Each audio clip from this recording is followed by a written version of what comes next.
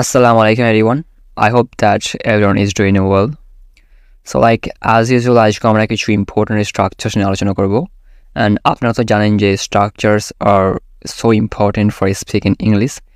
So this will help you to speak English.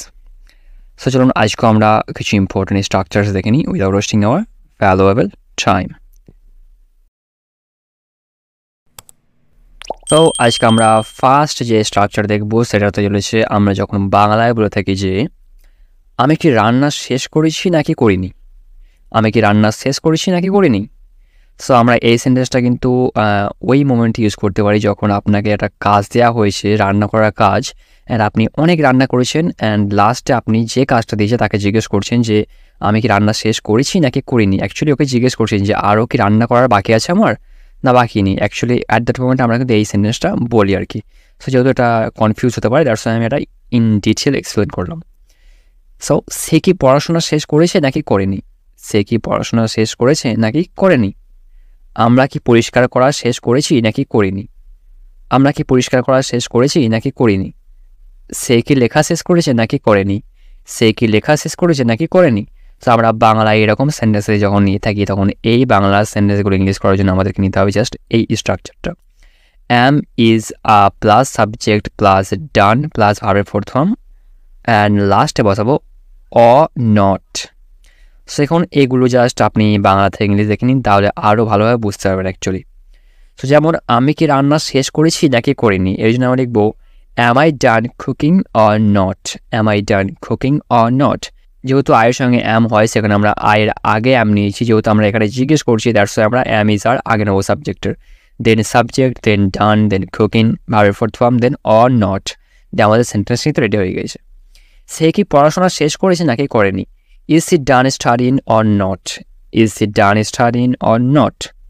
আমরা কি পরিষ্কার করা শেষ করেছি নাকি করিনি, are you done cleaning or not, are you done cleaning or not. সে কি লেখা শেষ করেছে নাকি করেনি, is it done writing or not, is done writing or not. So এরকমভাবে আপনি সেন্টেন্সেস ক্রিয়েট করতে পারেন অ্যাকচুয়ালি। সো ইংলিশ খুবই ইজি অ্যাকচুয়ালি, আপনি ভালোভাবে বুঝুন অ্যান্ড বোঝা ট্রাই করুন। যদি বুঝতে সমস্যা হয় তাহলে আমাকে কমেন্টে জানাবেন, ইনশাল্লাহ আমি রিপ্লাই দেবো। সো এটা হলো আমাদের ফার্স্ট ইম্পর্টেন্ট স্ট্রাকচার। এখন দেখে নেব আমাদের সেকেন্ড স্ট্রাকচারটা, যেটা হতে চলেছে আমরা যখন বাংলায় বলে থাকি যে লাইক সে আমাকে ভুল বুঝেছে, সে আমাকে ভুল বুঝেছে, সে তাকে ভুল বুঝেছে, সে তাকে ভুল বুঝেছে, তারা আমাদেরকে ভুল বুঝেছে, তারা আমাদেরকে ভুল বুঝেছে, আমরা তাকে ভুল বুঝেছি, আমরা তাকে ভুল বুঝেছি। সো আমরা বাংলা এরকম সেন্টেন্সে যখন নিয়ে থাকি তখন এই বাংলা সেন্টেন্সগুলো ইংলিশ করার জন্য আমরা নেব জাস্ট এই স্ট্রাকচারটা, সাবজেক্ট প্লাস টুক সামওয়ান রং। ওকে, সো এখন সে আমাকে ভুল বুঝেছে, এর জন্য আমরা লিখবো সি টুক মি রং। সামওয়ানের জায়গায় যাকে ভুল বুঝেছে ওর ইংলিশটা আপনি নেবেন অ্যাকচুয়ালি। সো আমাকে ভুল বুঝেছে সেখানে আমরা মি নিয়েছি, সি টুক মি রং। সে তাকে ভুল বুঝেছে, হি টুক হা রং, যেহেতু তাকে হা বসিয়েছি আমরা এখানে। তারা আমাদের ভুল বুঝেছে, দে টুক আস রং, দে টুক আস রং। আমরা তাকে ভুল বুঝেছি, we took him wrong, we took him wrong. So আমরা এরকমভাবে সেন্টেন্সেস ক্রিয়েট করতে পারি অ্যাকচুয়ালি। সো এটা হলো আমাদের সেকেন্ড ইম্পর্টেন্ট স্ট্রাকচার। এখানে আমরা দেখে নেব আমাদের থার্ড ইম্পর্টেন্ট স্ট্রাকচারটা, যেটা হতে চলেছে আমরা যখন বাংলায় বলে থাকি যে সে ঘুমানোর নামই নিচ্ছে না, সে ঘুমানোর নামই নিচ্ছে না, তুমি পড়ার নামই নিচ্ছ না, তুমি পড়ার নামই নিচ্ছ না, বাচ্চারা খেলার নামই নিচ্ছে না, বাচ্চারা খেলার নামই নিচ্ছে না, সে কাজ শেষ করার নামই নিচ্ছে না, সে কাজ শেষ করার নামই নিচ্ছে না। সো আমরা বাংলায় এরকম যখন সেন্টেন্সে নিয়ে থাকি তখন এই বাংলা সেন্টেন্সগুলো ইংলিশ করার জন্য আমরা নেব জাস্ট সিম্পল একটা structure, and that's gonna be like subject plus am is are plus showing no science of plus ভার্বের ফোর্থ ফর্ম। সো এখন জাস্ট এগুলো ইংলিশ দেখে নিন তাহলে আরও ভালোভাবে বুঝতে পারবেন। সে ঘুমানোর নামই নিচ্ছে না, এর জন্য আমরা লিখবো he is showing no science of sleeping, he is showing no science of sleeping. So এখন হি এর জায়গায় আপনি সি বলতে পারেন যদি এটা আপনি মহিলাকে বোঝেন অ্যাকচুয়ালি। তুমি পড়ার নামই নিচ্ছ না, you are showing no science of studying, you are showing no science of studying.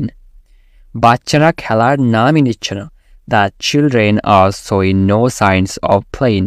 The children are showing no signs of playing. সে কাজ শেষ করার নামই নিচ্ছে না। He is showing no signs of finishing the work. He is showing no signs of finishing the work. So এরকমভাবে আপনি sentences create করতে পারেন অ্যাকচুয়ালি। অ্যান্ড আমরা জাস্ট 4টা করে এক্সাম্পল নিই যাতে ভিডিওটা শর্ট হয়, দ্যাটস ওয়াই আমরা 4টা করে এক্সাম্পল নিই। আপনি চাইলেই এই সকল সেন্টেন্সেস এই সকল স্ট্রাকচার ইউজ করে কিন্তু আপনি হাজার হাজার সেন্টেন্সেস বানাতে পারেন। সো এটা হলো আমাদের থার্ড ইম্পর্টেন্ট স্ট্রাকচার। এখন আমরা দেখে নেব আমাদের ফোর্থ স্ট্রাকচার, যেটা চলেছে আমরা যখন বাংলায় বলে থাকি যে ট্রেনটি দেখতে দেখতে চলে এলো। ট্রেনটি দেখতে দেখতে চলে এলো। সে দেখতে দেখতে বড় হয়ে গেল। সে দেখতে দেখতে বড় হয়ে গেল। বাচ্চারা দেখতে দেখতে তাদের ঘর পরিষ্কার করে ফেললো। বাচ্চারা দেখতে দেখতে তাদের ঘর পরিষ্কার করে ফেললো। মেকানিকটি দেখতে দেখতে গাড়িটি ঠিক করে ফেললো। মেকানিকটি দেখতে দেখতে গাড়িটি ঠিক করে ফেললো। সো আমরা বাংলায় এরকম যখন সেন্টেন্সে নিয়ে থাকি তখন এই বাংলার সেন্টেন্সগুলো ইংলিশ করার জন্য আমরা নেব জাস্ট এই স্ট্রাকচারটা, first indefinite plus in no time. এখন ফার্স্ট ইনডেফিনাইট জায়গায় আপনি লিখবেন সাবজেক্ট ভার্বের second form plus other words, তারপর আপনি লিখবেন ইন নো টাইম। সো যেমন ট্রেনটি দেখতে দেখতে চলে এলো, এর জন্য আমরা লিখবো the train arrived in no time. The train arrived in no time. The train arrived in no time. So যেহেতু এখানে দ্য ট্রেন অ্যারাইভড আছে, দেন আমরা কিছু ওয়ার্ডস ইউজ করে নিই, direct in no time use করেছি। তো আপনি কিছু ওয়ার্ডস যদি না থাকে তাহলে আপনি ডিরেক্ট ইন নো টাইম বসাবেন ভার্বের পর, so it won't be a problem. সে দেখতে দেখতে বড় হয়ে গেল, এর জন্য আমরা লিখবো he grew up in no time. He grew up in no time. বাচ্চারা দেখতে দেখতে তাদের ঘর পরিষ্কার করে ফেললো। বাচ্চারা দেখতে দেখতে তাদের ঘর পরিষ্কার করে ফেললো। The kids cleaned up their room in no time. The kids cleaned up their room in no time. মেকানিকটি দেখতে দেখতে গাড়িটা ঠিক করে ফেললো। The mechanic fixed the car in no time. The mechanic fixed the car in no time. So এরকমভাবে আপনি sentences create করতে পারেন অ্যাকচুয়ালি। সো এটা গেল আজকে আমাদের কিছু important and interesting structures. I hope that you really like this video. So আপনি যদি আমার চ্যানেলে নতুন হয়ে থাকেন দেন প্লিজ সাবস্ক্রাইব করুন এই চ্যানেলটা, যাতে আমার সাইট থেকে সকল ভিডিও আপনার কাছে সঠিক সময়ে পৌঁছে যায়। And make sure to press the bell icon too. So আবার দেখা হবে নতুন কিছু ভিডিওর সঙ্গে। Till then, take care of yourselves, brothers and sisters, and নিজের খেয়াল রাখবেন, and bye bye.